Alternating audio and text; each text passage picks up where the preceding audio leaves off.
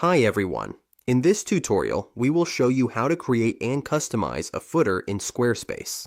A well-designed footer helps organize important information and gives your website a polished, professional look.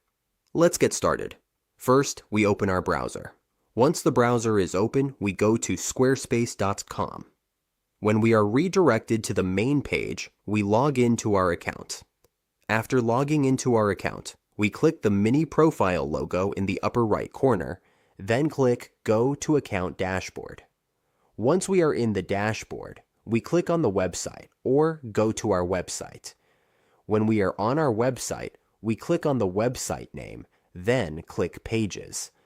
Now we click Edit in the upper part of the screen. We scroll down to the bottom and see Add Site Footer. We click Add Section. We need to choose which footer style we like. We select the footer we want. For example, we can choose this one. As you can see, the footer is now added. It's easy and simple. Once we set up our footer, it will appear across our site and help visitors easily find key details.